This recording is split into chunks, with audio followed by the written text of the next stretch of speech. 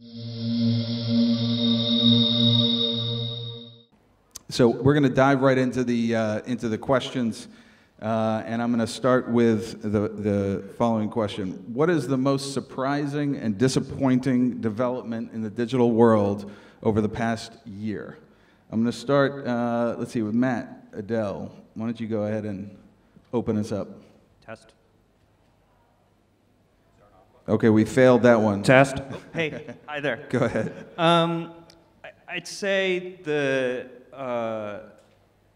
most surprising thing is that some of the platforms like YouTube, like Facebook, have not raised the rates they're paying for content while drastically growing their business and their valuation and making plenty of people very, very rich, except for the talent. That's the most surprising and the most disappointing? Yes. Wow, you combined both at once. Okay. Alrighty, Maykel, most surprising and disappointing thing so far this year? Good question. I think that, you know, overall, streaming is a business which saved the music industry. So let's face it that way. I agree. There are some portals which are taking a lot and don't give out to the labels or the artists. And the funny thing is that I think that, you know, if this one particular platform is not there anymore, we will double our income. So the big question is, who's going to arrange this? Because on my own, I can't do it. So have you done deals with Facebook yet directly? And we are connected to, we are with Merlin, so I'm super happy that this organization exists, and they take care of the deal with Facebook. So that one is coming up. Yeah, I'm excited about that one. So absolutely. You're expecting to be able to monetize your content on that platform this year, or are you? This year, yeah. So you built it into your projections, so we can. No, we didn't. That's the cherry on the cake for this year. Gotcha. Alexander, what are your thoughts on what is the sort of most surprising and disappointing thing that's happened in the past year? Yeah, disappointments, obviously it's a string of constant disappointments, but it's not for today to discuss that. Surprises, it's similar. We work fortunately in an industry where you wake up in the morning and open your computer and it's full of surprises. So apart from the YouTube issues, which is indeed a bit of both a surprise and a disappointment, I think I'm surprised people buy still CDs. I find it mind-boggling, and every year I look at the numbers and they seem to be relatively stable. I'm surprised that we haven't changed yet to user-centric payment systems where the money is distributed in a better and fairer way. The fact that some players can operate streaming services and play on a completely unlevel playing field and charge their competitors high fees, it's mind-boggling. Coming to net neutrality being lifted in the United States, I mean, where are we? Yeah, it's an exciting industry full of surprises and a lot of disappointments that obviously belong to my shrink and not here. Do you think that the new YouTube music service is going to be a pleasant surprise or just another disappointment from them? Well, I think it once again shows how vibrant and promising this market is. Personally, I think there's companies that have certain DNAs. I wouldn't necessarily put running subscription services into the stronghold of that particular organization, but never underestimate your competitors on the other side. But we already have pretty much everybody else in the room, so I'm not particularly worried. Thank you. Jonathan, what are your thoughts on this? Biggest surprise, I would say biggest pleasant surprise was the success of the Spotify IPO and how well it did. I think that shows that, you know, after a period of not so much eager investment in music, there's renewed interest in digital music and in streaming, and there's, you know, the investing community, and there's capital that's going to come in. Show of hands in the audience, how many people bought Spotify stock after it went public? One. All right. I guess we all believe in streaming. So speaking of streaming, finally the streaming pennies are beginning to add up for labels and artists. But how is that impacting the marketing spends and release strategies for music today? So Matt Abott, there you are. I'm going to start with you. Hello. Yeah, I mean, from our point of view, it's heavily influenced labels to change their strategies. You know, just from A&Ring, they're listening to things. You know, is it streamable? You know, looking at numbers, do they get playlisted? Heavily picks the decisions on what they're going to A&R. Right through to like how they logistically do it, the marketing before release, when it goes live on those platforms, and then where they're targeting it to those platforms as well. Right through to the nuances of actually doing smaller radio edits and things to actually maximise the streaming thing. So it's affected it on I'd say every level, from promotion, A&Ring, to everything really, yeah. Yeah, I mean, it used to be that you would, spend at least half your marketing budget in the weeks leading up to release, right? But now you've got to spread it out over a much longer period of time, right, Maykel? I mean, I'm sure that you guys see a lot of this at Armada, and that the whole cash flow profile has changed for building an artist's career. Yeah, absolutely. It's changing like basically every week we change the ways how we are working, because what you see right now, it takes even longer to set up a hit record than ever. A good example is a track we signed and released in October, Loud Luxury Body. And it's now not even at its peak. So it's taking, to set up especially new releases from new acts, it's taking longer than ever. And because a stream is not making too much of income, it's also very difficult to boost it with a marketing spend, because you can easily do 50,000 euros, and then how many streams are you getting back? Mm-hmm. You know, so you need to be very clever in your marketing campaigns in order to set up, especially a single campaign. That's the reason why we believe in long-term artist development, and that you are working exclusively on an artist, because it's difficult to just spend money on just one single. Eric, what about on the SoundCloud side? How are you guys sort of leveraging the shift in marketing strategy, using your platform? I mean, I think first of all, I want to say I feel like we're finally entering into a new era for artists and creators, where they do have more choice. They don't have to sign with a label and go sort of the usual way to get through. They can actually just, go online and start sharing and doing what they do. And then there are other avenues and other options for them available to then market and monetize. And I think one important aspect of all of this is data. And the more you can leverage data, the more efficient you can market, and you can find the right audience. And I think that's sort of those two things combined, I think, are going to lead to some interesting shifts over the next sort of decade. And you guys have recently shifted your business model to focus more on the creators and less sort of chasing the average consumer in a subscription service. Do you want to just talk a little bit about the tools that you're providing those creators? Yeah. I mean, we've always been about creators, right? Like I started a company with my friend Alex because we were scratching our own itch, and we were sharing music, and there wasn't a good way to do it. And so we really started there, and that's kind of our DNA. And we've come back to it now in a bigger way, and we want to kind of deepen in a bunch of aspects of what we do there. And it's really about all kind of audio and music creators, which includes, podcasters and DJs and other music creators.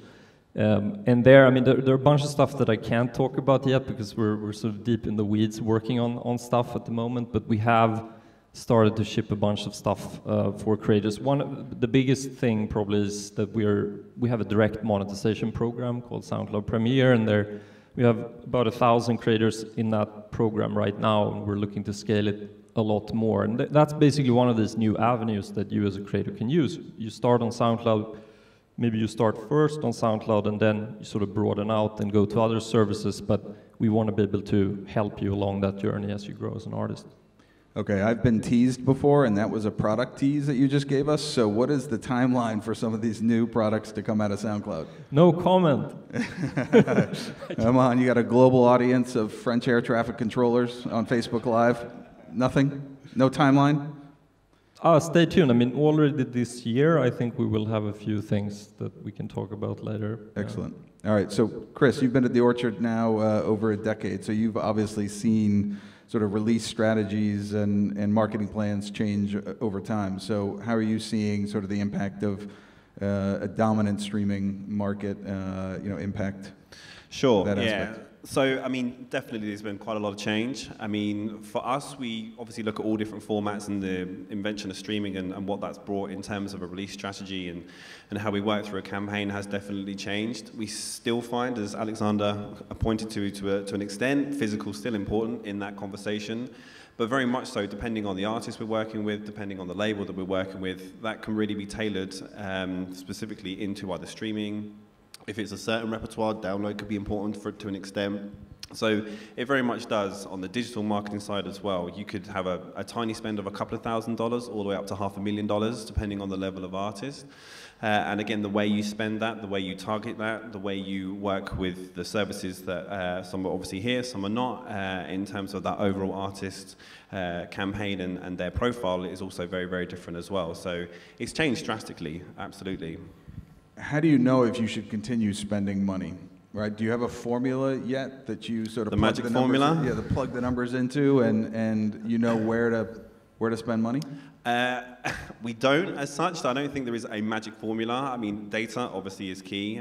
We're in a lucky position where we work with a whole various different bunch of services, and we plug into their APIs and we get all that back, so we can forecast to an extent, and we do work with a lot of data set tools. We actually have a data team based in our head office in New York who work and analyze a lot on that, and kind of trying to now take it to that next level of, if you have been working with a repertoire or a certain artist for a while and you know their next record's coming out, or if a longer EP or an album's coming out, what we can predict will kind of work in certain areas from the data that we've already created. So there is still a marketing team on a personal level who are still doing the offline marketing and the stuff that's still traditional, but I think now it's heavily backed up by data, and especially in the streaming world, because now, especially in digital advertising marketing, you can get so granular in terms of your targeting that if you're spending money, then you are getting that in front of the right people. So who wins the argument between your data team and the A&R team, right? And we need some old-fashioned A&R in this business, right? Because everybody talks about data. So how much of the decision is dictated by the A&R process for you? Still quite heavily. It's not completely data-driven as an overall decision. It's there to kind of help and back up to an extent. There are still those conversations that we have if we're working with, say, a particular producer or someone who is working with a few different tracks and they might want an advance to try and potentially push an artist on. There isn't really anything to back up the fact that they would actually go on to either recoup that advance or go on to do further, and sometimes we will take that chance. And then there's other elements with other deals, certainly on the bigger scale, where you know where your risk is and you know where your return is. So yes, you've got some data to back that up, but in terms of the A&R process, the marketing process, we know we can get a record to a certain place, so it's fine. Great. Okay, so for those of you paying attention in the audience, we had Katie Ellis, a woman, on this panel, and she unfortunately had to drop out. And one of my questions was going to be about gender equality in this industry. So it certainly seems like an apropos topic. So I'm going to turn to the gentleman here on the panel and say, you know, have we done enough yet in the electronic music industry to promote gender equality, and what are you doing at your respective companies, you know, to try to elevate the conversation? So I'm going to start with Alexander. Yeah, we're obviously the ideal panel to discuss that, and the standard answer is we never do enough. I think our role is really to bring music to the people that they love, and we're very driven by data, but we're also doing curation. On the curation side, we had a full takeover for Women's Day of female artists on our homepage and in all our channels. We have playlists dedicated to female DJs. Is it enough? I don't know exactly where the benchmark is. When is it enough? Is it enough when exactly 50% of all streams come from female artists? Or is it only enough when it reflects the split in the overall population, where we have 52% of women living on this planet? I don't know. I think we do what we can. I think we're gender neutral. I don't think that any of our editors says, like, I push my male buddy friends, DJs into the front line. I think they push the music that they think fits the taste. Well, I'll answer that. We haven't done enough until it's 52% of the people standing on this stage. We haven't done enough until it's 52% of the people at every festival are women. While I think that IMS, obviously, because of the earlier panel, is taking some positive steps, I think it's important to note that even when people think they aren't just promoting their buddies, they do. There's all sorts of scientific evidence of implicit and explicit bias. Until we can all acknowledge that, I don't think we can turn the corner. And as long as it's a bunch of white men, I think we're all straight as well, so we've got the trifecta here of non-inclusiveness, until that really changes and represents the population, we have to accept that there is a systematic problem. This didn't happen organically. It is a systematic problem, and there's no one individual to blame, and that's why I say it's a systematic problem, because each of us can think we're doing the right thing, but we have to step back from what we think we're doing and look at the reality on the ground. And the reality on the ground is that our market came from black culture, gay culture. The very first software programmers in the world were women. And somehow we've eradicated almost all of those groups from where we're sitting right now. I think we have a tremendous amount of work to do, and I will continue to be embarrassed until we solve it. So Matt, obviously the music creation process starts with production and composition, and Native Instruments is obviously a leader in that segment of the industry. So what are you guys doing to try to, obviously you're in the middle of releasing new products and focused heads down, but are you doing something sort of culturally as a company to try to promote? We're trying to do two things. There's who are our customers, and just like everybody else in the musical instrument space, too many of our customers are men. We haven't brought enough women on board. And then we're also trying to focus on bringing more women on board internally as a tech company. In our Los Angeles office, we've made a lot of strides by working with She Said So, by working with an organization called Girls Who Code. Native Instruments has sponsored Girls at Work Day pretty regularly, and we've learned that there are actual scientific things you can do to make your workplace more inclusive and diverse. Diversity has to do with getting people in the door, and inclusiveness has to do with keeping them and making an environment where they can be empowered and successful. There are some simple tools out there. For instance, there are actually words in the English language that if you put them in a job description, cause fewer women to apply for the job. There are even websites now where you can upload your job description and it'll spit out and highlight for you if you change this word, if you change this word, you're more likely to get a diverse respondent group. So we're on the hiring side, we're doing that. We're also making sure that there's no gender pay gap at my office, which I think is significant and I guarantee is a problem where all of us work. On the front of trying to grow our customer base, the last thing we will ever do is put out a pink tractor controller. Although you'd be surprised how many companies do try with certain things like that. But our focus is to find more women when they're first inspired to make music, be part of their journey, and I think you can see that reflected in the Native Instruments Sketches campaign that's running right now, where we're working with 20 new artists. Thank you.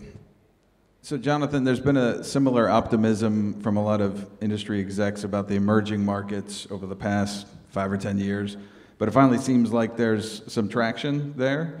Do you think it's real this time, and what is Pandora doing to sort of address that opportunity? Yeah, I mean, I think it's real. What we're doing, I mean, right now we're in the U.S. only. For us, it's an interesting challenge because we're a dual business model, advertising and subscription. So if we're going to choose what country we're going to go into next, we have to look at where can we leverage our competitive advantages, which are an advertising sales team. So it needs to be a market where the advertising industry is mature and healthy. It should be a market where there's consumer spending power and credit availability for subscriptions. And then every country, case by case, is going to be billing and bundling partnerships. What does that landscape look like? So I think you have to do it country by country and really thoughtfully map your own competitive advantages to the environment in the country. Mr. Abott, have you guys seen your sales increase in some of these emerging territories? Some and some not. It's we've always been in the forefront of trying to find the pennies for a lot of our small independent labels, and anything that presents itself, we were willing to get on board with and see how that could really maybe help and do that. And a lot of these prospects, say China or India, lots of population, lots of things, lots of hope, but we really now stringently vet everything and really try and only engage with deals that are going to actually provide some benefit back and not just allow copyright to be used to inflate somebody else's business as a whole, and not just the emerging markets. There's a lot of challenges where you've got a lot of copyright fraud and things that people don't pay as a result of it, and then trying to monetize that. And obviously transparency is a huge issue with places like China and data being put back. Where do you see the most growth? Is it Russia, South Africa, South America? Yeah, I'd say the South America and South Africa are the biggest ones that are at the front of the curve, above sort of the India and China. Excellent, excellent. And Chris, obviously Orchard's a global company, has been for a long time. I mean, do you guys see this as a real opportunity in the next few years? Yeah, I mean, very much so. We have been working, primarily Brazil, Russia, and China and India, obviously three of the big markets, huge population, and they have been a focus in terms of growth. So our kind of first step is having people on the ground there. That's obviously initial. I mean, we see growth from local content. I think if you ask for a more international one, unless you are like a megastar, it's hard to get traction in those territories, especially if you're not in local language or a local native.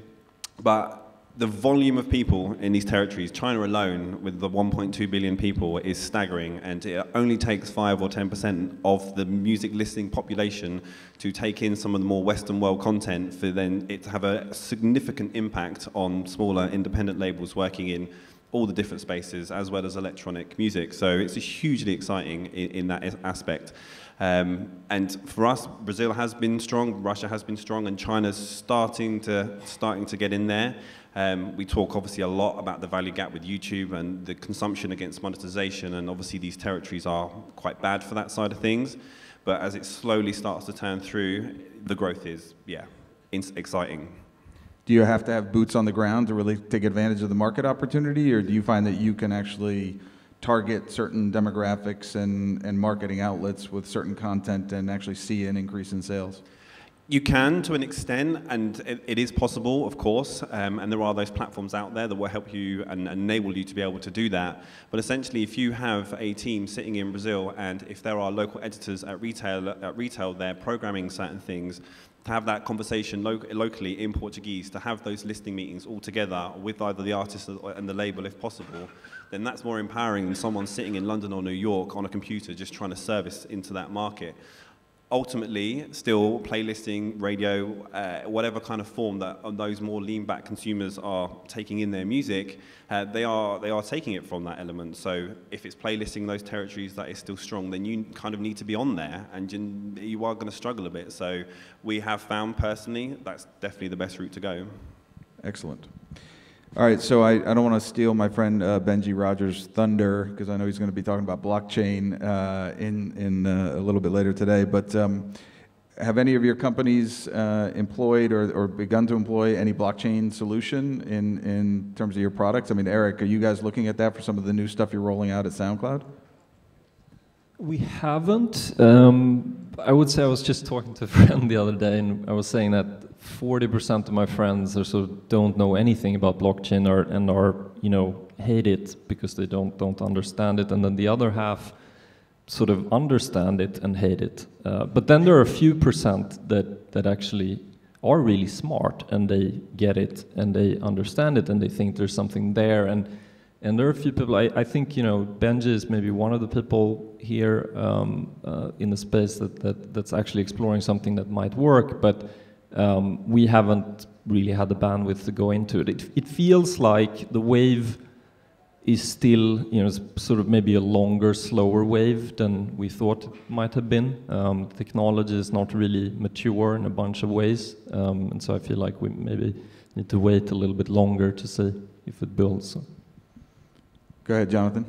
It's interesting because for an industry that historically is notoriously opaque, it presents this opportunity to be transparent, and this technology will allow all kinds of inefficiencies to be eliminated in getting people paid quickly and the right people paid. But ultimately, and maybe the reason why we're still at the beginning of the wave, is, you know, the parties who are using the blockchain need to be ready to act transparently and cooperate, and, you know, I think that's the part that still remains to be seen. Well, you live in the Bay Area, of course, so I was just there last week, and literally you just have to say you're a blockchain company and you'll get $5 or $10 million from venture funds right now. So totally, it's a little bit out of control. We'll see if they're predicting this one right, but a lot of them are saying it's the next huge technology leap forward for us as a civilization. So we'll see if they're correct. So speaking of which, historically consumer formats have changed every generation, and we're about halfway through the life of streaming. So what that means is that the next format is actually being developed somewhere in some little garage or basement.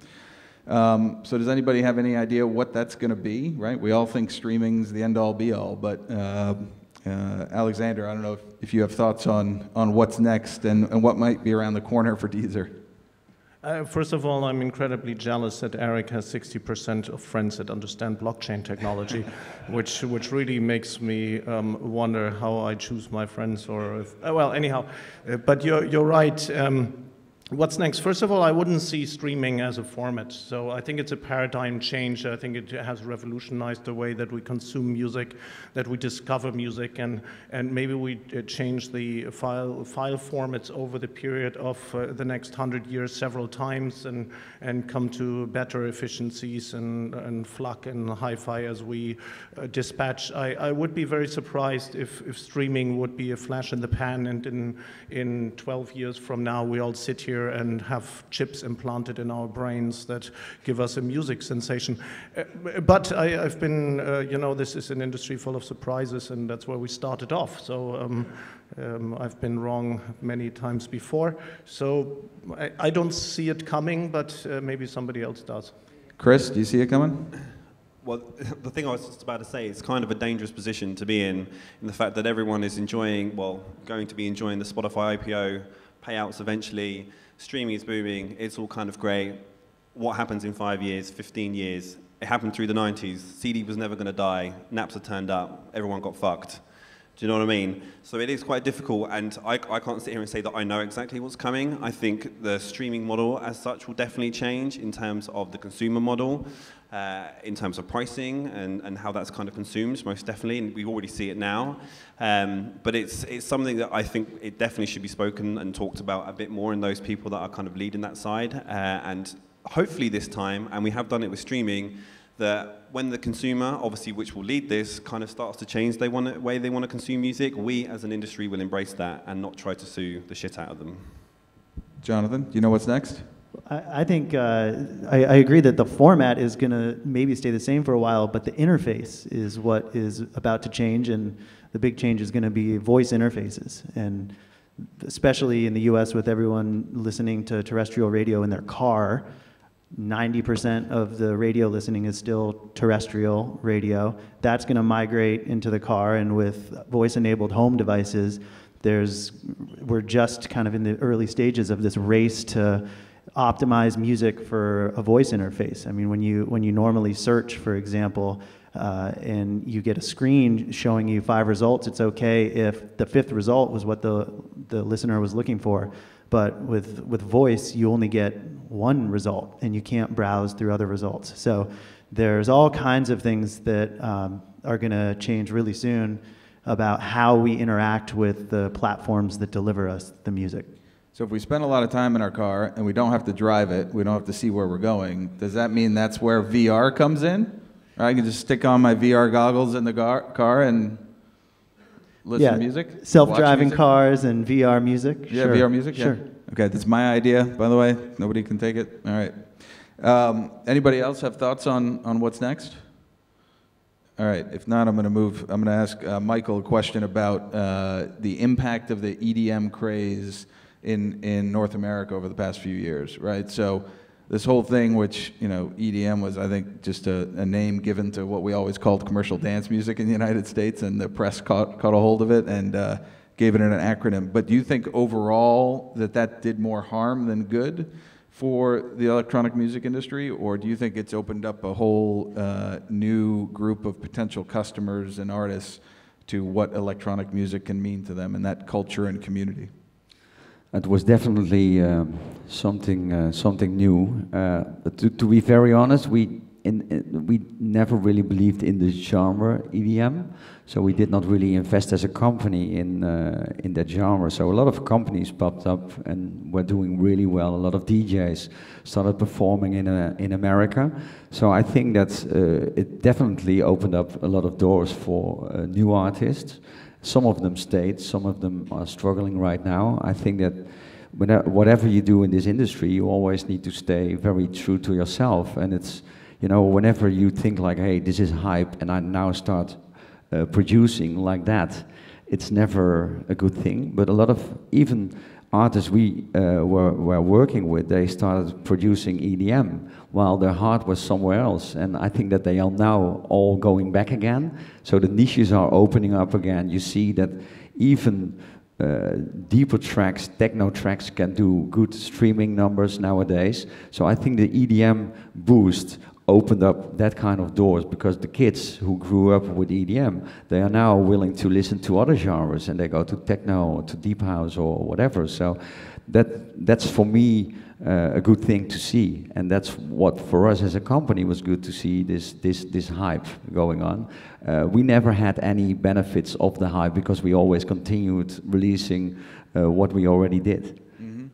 And it certainly brought attention to the genre, and I think we've seen the impact in terms of the capital now flowing in and investments into, it's been part of the overall, obviously, rising tide of investment into the music industry. So all the press that it got sort of, I think, helped educate folks on that. Mr. Abott, what have you seen in terms of the impact of that EDM craze? Yeah, I echo Maykel's comments, really. I think anything that shines a light upon, our genre to more and wider audience is always a good thing. Obviously, people got carried away and it slightly got a bit commercialized, and people tried to make too much money from certain things. But the core that we've had, kind of Europe and underground in America, that was been around for so long, it wasn't really affected as such, and it was just added on top of that. And now a lot of these fans are now maturing and discovering that music, and like now you have, I think, EDC. Like a massive bunch of like tech house people playing, which would have never kind of been brought before. So that's great. It's maturing, and we've seen a lot of more success for labels that maybe not have had that opportunity even to get into to America and a further afield without that first introduction of a generation to the music in the first place. So yeah. Jonathan, what have you seen in terms of the numbers at Pandora as it relates to electronic music and listening hours and so forth? There's a lot. We're going to talk about this more tomorrow during a deep dive into Pandora, but out of our 72 million monthly listeners, 31 million listen to dance music. Wow. So it's definitely, it's a big genre for us. And to echo what everybody else already said, I think EDM is the gateway drug for dance music. So, a rising tide is good for everyone. Yep. And Eric, what about at SoundCloud? Can you give us any numbers in terms of the recent rise of electronic music and listening hours? Yeah, we've been we really started in that community, but like in underground circles, I guess, in Europe, and there is that strong undercurrent is stronger than ever, I would say, sort of everywhere, but it really originates mostly when we look at the data, it's mostly Europe, and that's where like the volume is happening. In the US, it's actually quite small compared to rap and hip hop, which is massive over there. But here it's sort of really significant movement. And I think the other thing that's exciting is, I mean, just the access to this kind of music. It's crazy. I mean, in the mid-90s, I used to have to go and buy vinyl records or find these like obscure pirate stations or mixtapes to get access to this music. Today you have millions and millions, tens of millions of people listening to this music every month all across the globe, and that's an amazing shift. And that combined with like the democratization of the creation tools. I mean, when I started making music, it was really expensive to get some sampler hardware that I had to work for like 2 years to get that. Now you can just you can actually make music on your phone. It's a really capable music making machine. So that's super exciting, I think, combined. And I think like the commercial hypes, I mean, we saw that in the mid-90s too, right? Like in the dance music had a kind of a wave there. And then it's going to come again and again, but I think the sort of undercurrent is stronger than ever. That's exciting. Excellent. And Alexander, what are you seeing at Deezer in terms of some of the data and the growth of electronic music?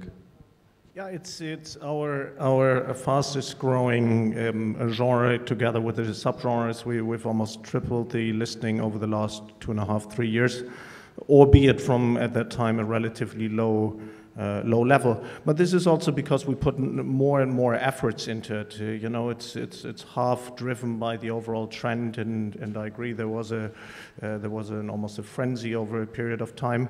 But we also invested a lot in collaborations and enriched our content there, and typically then our users will follow. So I'm very optimistic, and I think it has done a lot of good.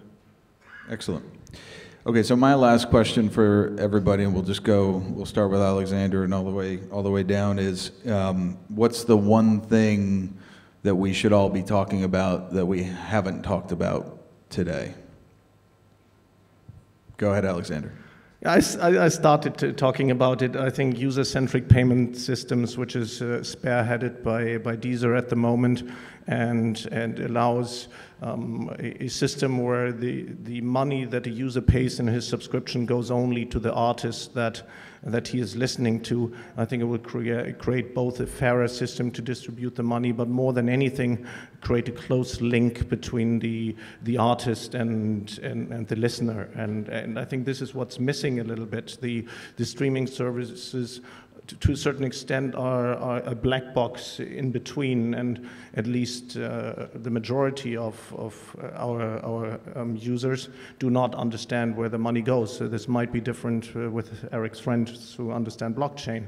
But in our case, I think it will help that you know that the artists that I love get the money that I pay out. Chris? So it has been spoken about, and in various different articles and so forth occasionally. Obviously, with one of the biggest consumer platforms going on stock market now and floating, obviously there's going to be a difference in terms of the way they run, because in terms of reporting into shareholders and so forth. And I don't know if there should be a wider concern in the inevitability of Spotify going into original content in a similar way that Netflix didn't, then they did, and now they spend $7 to $8 billion a year on original content because they get all the revenue back from it. At the moment, if you're looking at the Spotify model and you're investing it from a financial standpoint, or any particular model that potentially could float on the stock market, then you are seeing 20-30% of that revenue coming in and 70% going out to publishers, rights holders, and obviously rightly so. They're going, well, why don't we make our own content? We have all the customers, why do we need to pay all this money out? And that could be hugely changing for the industry. Or the fact that Google, Apple, or Amazon could buy the entire music industry with one quarter's earnings, or at least Google and Apple. Yeah, absolutely. So you put that, if it's something like that, and then you put on the power of what OK Google or Siri would know in terms of every single person in terms of their consumer behavior, the voice activation side of things, starting to own all the content, it becomes a scary scary outlook. Thanks. Eric? We should talk more about derivative content, so basically DJ sets, mashups, remixes, all of that stuff. And I think we don't talk about it because it's so complex, and to crack that nut is going to take a lot of work from a lot of people working together, I think, as an industry, to make sure we can monetize it, make sure it's, you know, everyone can share this kind of content. I feel alone in the world sometimes, sort of being obsessed, trying to figure this one out, but I think we have a wonderful opportunity ahead of us, like collectively, to figure it out. We need to talk more about it. That's a good point. Thanks. Jonathan? I was going to say voice, but I already brought that up, so I'm going to go with securitizing royalty streams. When the blockchain and other technologies enable transparency and predictability in consumption and payouts, there's an opportunity to treat royalty streams like an annuity or a security. Okay, now trivia question. Who was the first artist to securitize their royalty streams? David Bowie. David Bowie. Good job, Matt. You win. I'm done here. All right. Bowie bonds. All right, Mr. Abott, go ahead. Yeah, mine was pretty much the same kind of as Chris's, really. The seemingly direct relationship for, you know, cutting out the middlemen, as they call them, you know, record labels, distributors, with the platforms. The product, they think, is their thing, and then the music is content, and customers are users. There's three fundamental appalling words that we shouldn't be using, and without that, it doesn't exist. And the reluctance to give the label, the imprint, a big enough connection with that, because at some point they might want to take that away and have that direct relationship, right. Which I think, especially in our community, is built on brands. You know, you shopped for record labels. I went looking for the sleeve and we pulled it out. You know, we see it. We see tracks released on independent labels, literally not getting the top 100, do nothing. Then Two Room signs it. We take it down. They put it up, and it's a top 20 hit because they're a tastemaker and they're a trusted brand with that. So they do have a value for doing that. So you take that away, and they say, "Oh, just give it to us directly." Yeah. It's not going to make you a hit. So there is definitely value in that, and I think, you know, we should be the reluctance to give us presence on there is a worrying issue definitely for independent. You know, I'm starting to feel bad for the middleman. They're always trying to cut him out. You know, poor guy. All right, Mr. Adell, go ahead. I got two things. We should be talking about the extreme damage to the environment blockchain is doing. And you can look it up on Google. It uses more than 5 times the energy to store a piece of data than traditional uses. And so I question greatly whether the damage to the environment is worth it. Did you ever see the first personal computer? Yep, right. Just keep that in mind. I will keep it in mind. And I think the second piece is we should all be concerned about consolidation. We're rapidly entering a third phase of the music industry where there are really only 4 or 5 outlets engaging consumers and collecting most of the revenue on master side and dispersing that revenue to people who control or own the masters. And I think that that's going to severely damage the ability of independent labels and artists to negotiate fair terms for themselves. Thanks, Matt. All right, Maykel, you've got 45 seconds, otherwise I failed. It was just EDC in America, and I'm always surprised that on the streaming portals there are not too many DJ mixes. It's dance music, and most of our music should be listened to in the mix. So what we've done is, and this is what we are already doing for a while, is we license all the tunes, for instance, from Armin set, and then we put them live on all the streaming portals. And I think that more and more DJs should do that because it makes sense. This is the reason why we are in this business, because of DJing and listening to our content in a club which is being mixed. So I think that we need more DJ mixes on the different streaming platforms, and they should also be promoted in a different way. In the past, you had like all those cool CDs from Ministry of Sound. They were selling a lot. I remember the annual was doing 1 million back then.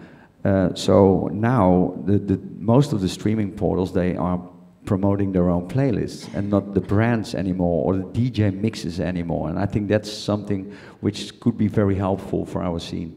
I think it's a great idea and a great place to end this annual digital debate. So thank you all very much for listening in, and thank you to the panelists. Good job.